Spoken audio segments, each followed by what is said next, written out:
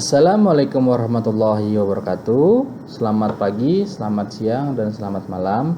Kami dari kelompok 4 ingin mempresentasikan sebuah demo aplikasi dari matkul Sistem Berbasis Pengetahuan, yaitu Sistem Pakar Mendiagnosis Penyakit Gigi dan Mulut dengan menggunakan metode forward chaining. Nah, di sini kami membuat dengan berkelompok dengan anggota kami, yaitu yang pertama Muhammad Ramlan sebagai perancang laporan, kedua Yuliani Frastika sebagai desain poster, dan ketiga Tegar Galih Sebastia yaitu sebagai perancang aplikasi atau saya sendiri. Nah, lanjut kita ke daftar isi. Nah, di sini ada latar belakang, ada poster, ada flowchart, dan yang terakhir demo dari aplikasi kita yang sudah kita buat. Kita lanjut, kita masuk ke latar belakang. Nah, latar belakangnya itu gigi itu dan mulut itu merupakan anggota tubuh yang memiliki tugas sangat penting di dalam tubuh, yaitu membantu manusia mencerna makanan sebelum makanan itu masuk ke dalam perut kita. Nah, jadi otomatis jika gigi dan mulut itu tidak baik-baik saja atau sedang ada masalah, otomatis kita jadi kehilangan nafsu makan. Nah, pas makan pun kita akan merasakan sakit. Nah, mulai dari itu kita harus melakukan kesehatan dan pencegahan agar mulut dan gigi kita itu tidak terkena penyakit, dan kita harus mengetahui gejala-gejalanya jika kita ingin terkena penyakit gigi dan mulut. Nah, oke, lanjut. Nah, di sini ada posternya. Poster itu saya jelaskan sedikit ya. Poster itu adalah media komunikasi visual yang dirancang untuk menyampaikan pesan atau informasi dengan cara yang menarik dan mudah dipahami. Nah, di sini seperti ada poster identifikasi penyakit gigi dan mulut menggunakan metode forward chaining. Di sini ada penyakitnya, ada kode-kodenya, ada kode gejalanya atau daftar-daftar gejalanya, dan ada rule atau aturan, dan ada ERD-nya dari sistem diagnosa tersebut. Nah, di sini kenapa menggunakan kode? Jadi di dalam rule itu untuk mempersingkat penamaan kita menggunakan kode-kode seperti kode penyakit P001 dan kode gejala dengan menggunakan kode G001 seterusnya. Nah, jadi rule-nya itu penyebutannya itu seperti ini. Jika rule 1 if G012, jika G012, dan P004 jika gejalanya yang nomor 12 yaitu adalah gusi membesar, dan ya, lalu penyakitnya itu gingivitis enlargement. Jadi P004 ketahuan penyakitnya ini gitu. Jadi udah ada rule-nya tersebut sampai di bawah sampai rule ke-17. Oke. Nah, kita lanjut lagi ke poster yang berikutnya. Ini poster untuk identifikasinya, identifikasi forward chaining-nya. Nah, di sini poster untuk pencegahannya, pencegahan kesehatan giginya. Nah, jadi di sini ada beberapa penyebab. Nah, seperti penyebab gigi berlubang itu makanan yang manis-manis atau coklat, permen, dan lain-lain. Pencegahannya satu, kita mengganti makanan tersebut dengan buah-buahan yang kaya akan serat dan nutrisi. Oke. Yang kedua, kita sikat gigi 2-3 kali dalam sehari. Oke, pagi, siang, dan malam. Pagi, sore, dan malam. Mohon maaf. Oke, kita lanjut ke tahapan ketiga, yaitu flowchart. Nah, di sini flowchart dari kami adalah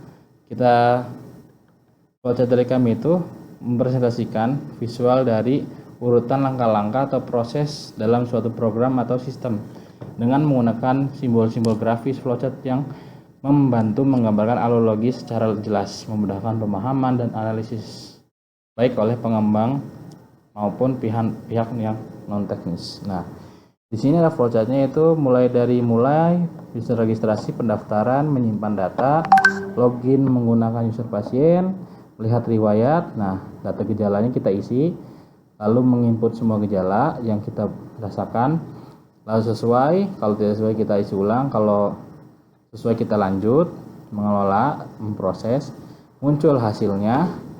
Setelah itu kita impor dan selesai.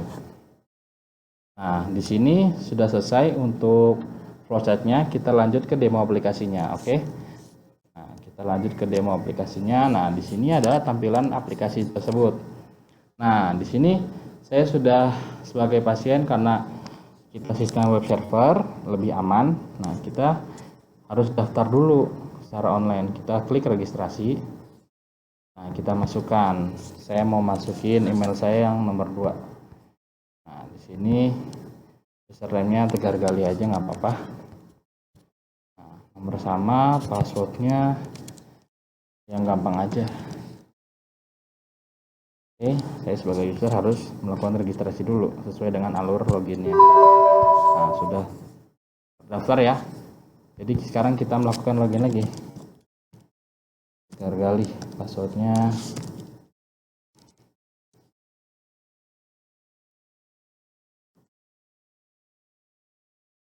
dia minta itu yang email ternyata.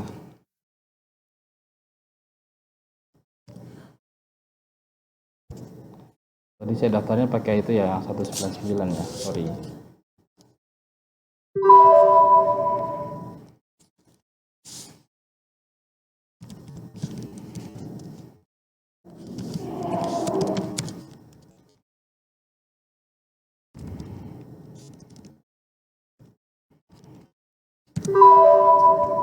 Oke, tidak ditemukan. Oke, kita coba registrasi lagi. Ini pakainya ini, username-nya Tegar Gali 199. Nah, passwordnya sama, yang gampang lagi. Nah, kalau udah kita registrasi. Ya, kalau udah kita login.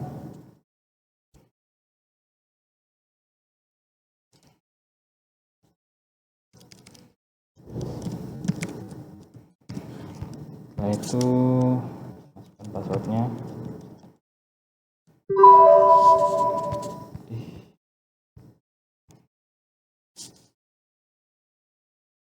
Coba, ini saya pakai akun yang sudah saya buat sebelumnya. Tegar Gali 17 ya, mohon maaf. Mungkin ada kesalahan sedikit. Nah, di sini ada tampilan. Nah, selanjutnya kita klik diagnosa.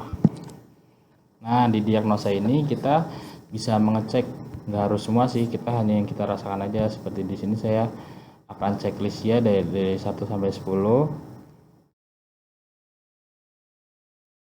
Seperti nyeri ringan, sakit gigi, noda berwarna hitam, nyeri saat menggigit makanan. Nah, yang lain gak usah kita kosongin. Di sini ada kuesioner 10.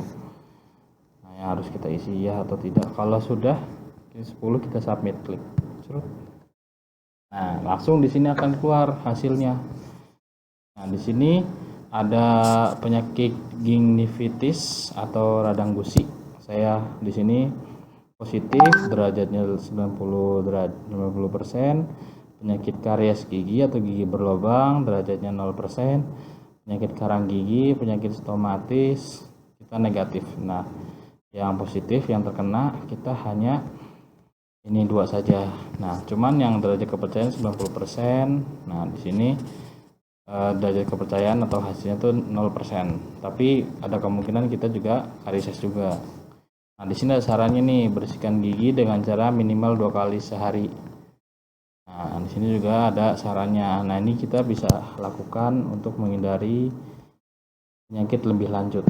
Oke, yang lainnya. Nah, setelah itu kita bisa mengecek database kita menggunakan akun adminnya.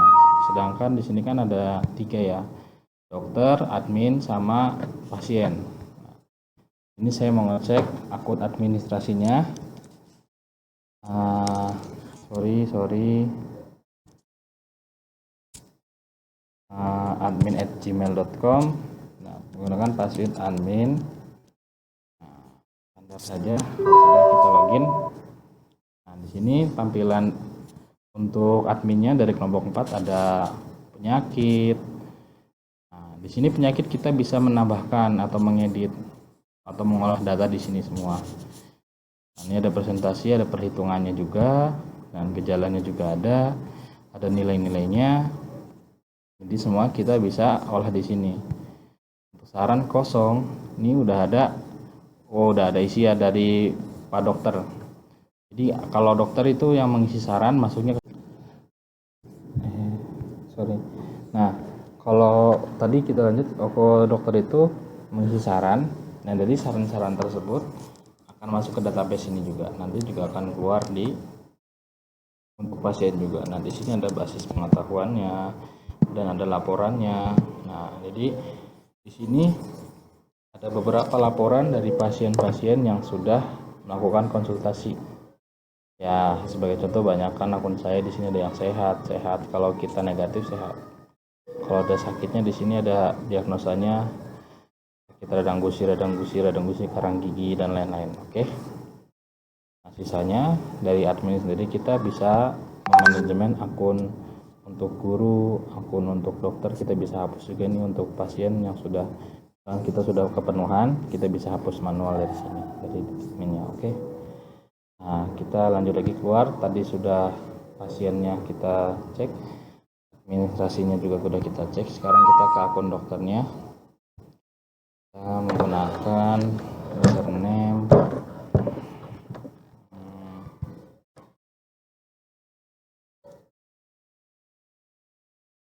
Kalau nggak salah email. Di sini itunya apa ya? Dokter.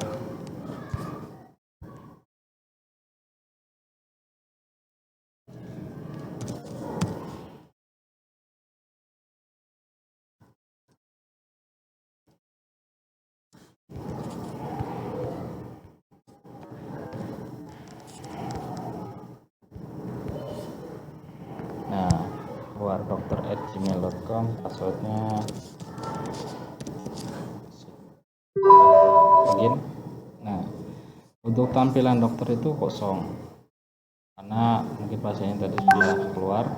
Dokter itu kan dia hanya memasukkan database saja, jadi dokter itu hanya mendapatkan saran-saran tertentu. Jadi kita mau di sini mau nambahin penyakit apa, jadi kan sistemnya online ya, jadi biar pasien langsung otomatis keluar hasilnya gitu. Kita mau nambahin penyakit apa lagi di sini gitu. Seperti infeksi gigi lah, namain infeksi gigi.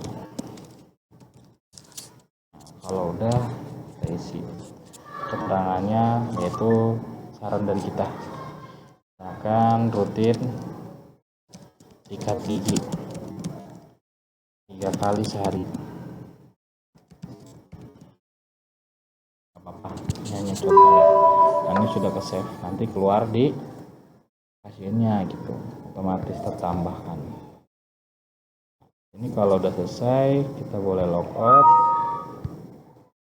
Nah, jadi sampai sini untuk dia presentasi kelompok kami pada siang hari ini tentang diagnosis penyakit gigi dan mulut dengan menggunakan metode power chaining. Kurang lebihnya kami mohon maaf. Wassalamualaikum warahmatullahi wabarakatuh.